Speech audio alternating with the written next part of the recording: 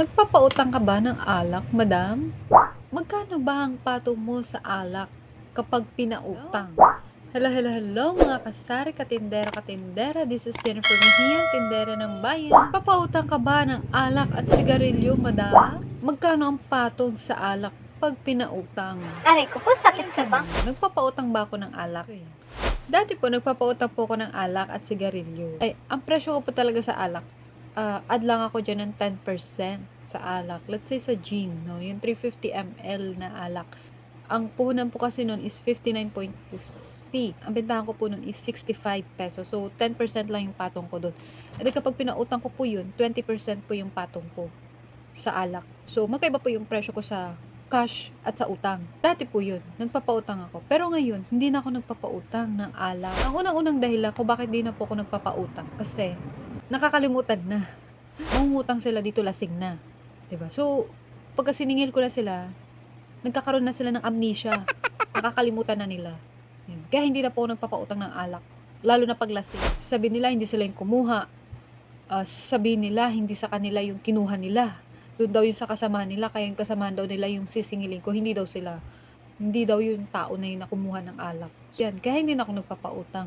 Nagkakaroon pa ng away or debatehan pagdating ng singilan. Kaya ayoko nang magpautang ng alak. Pangalawa, kung bakit din ako nagpapautang ng alak at sigarilyo, kasi bisyo yan.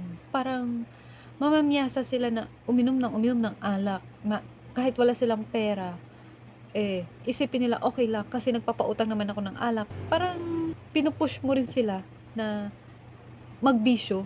Alam niyo yun. Parang pinupush din natin sila na, oh, sige, mag-alak kayo. Oh, sige, manigarilyo kayo. Pautangin ko kayo. Ganyan. Kasi iniisip nila, okay lang na maubos yung pera ko ngayon.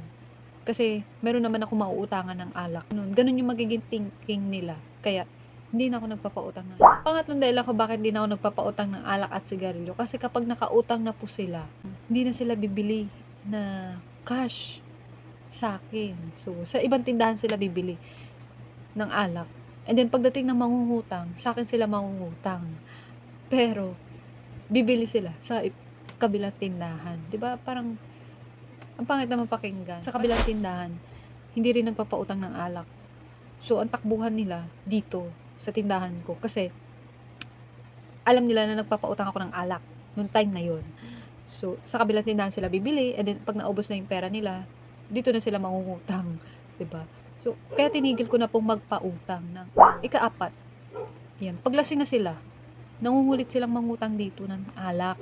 Ngayon, talagang hindi na po ako nagpapautang ng alak dahil po sa apat na dahilan. Ikalima, nagkakaroon pa ako ng kaaway, di ba? Na-stress pa ako kakasingil sa kanila.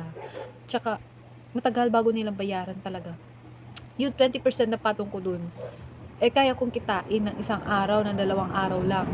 Samantala, pag inutang nila, aabutin ng 1 buwan, minsan 2 buwan pa, ang tagal. Kaya, hindi na talaga ako nagpapautang ng alak ngayon.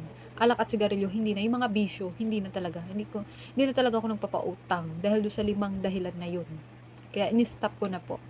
Nagpapautang ako, pero may hangganan. 200 to 300 lang po yung pinapautang ko. And then, walang alak at sigarilyo.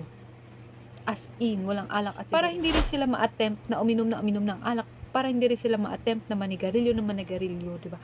Pagka wala na silang pera, stop nila yung bisyo nila. Diba? Feeling ko kasi kapag nagpapautang ako ng alak at sigarilyo, yung pakiramdam ko, parang tinotolerate ko yung bisyo nila. Ganun. So, dapat kung wala na silang pera, wag na silang manigarilyo. Kung wala silang perang pambili ng alak, wag na silang minom ng alak. Diba? Stop na nila. So, yan. I suggest din na wag na rin kayo magpautang ng alak at sigarilyo para hindi na rin po kayo mistress. Kasi malamang sa alamang, kapag pinautang nyo sila ng lasing, kinabukasan hindi na nila maaalala yan. Oh my kinabukasan, iba-iba na yung tinuturo nila. Ay, si ano yung nagpakuha niyan? Siya yung uminom. Siya yung singilin mo, hindi ako. Inutusan lang ako. Oh my God. So, para walang debate, para walang stress, para wala kang sisingilin, wag na magpautang Yeah, ng right. alak at sigarilyo. So, sa ibang bagay na lang, no? Ako, ang pinapautang ko lang yung mga pagkain, yung mga pang-ulam. Yan yung mga pinapautang ko na worth 200 to 300 pesos. Pag nakaabot na po sila ng 300 pesos, stop na. So, mag-aantay na po ulit ako ng bayad nila. Pag nagpapadagdag sila, yun, sinasabihan ko na lang na hanggang 300 lang yung pwede kong ipautang. So, antay muna ako ng bayad. Bilang pasasalamat sa pagsuporta ng aking channel, ayan.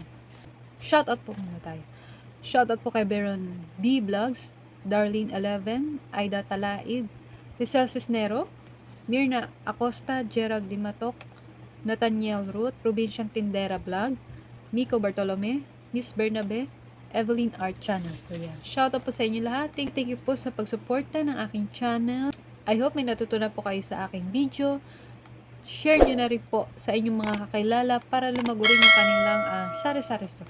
Thank you for watching. Bye-bye. Happy selling. God bless.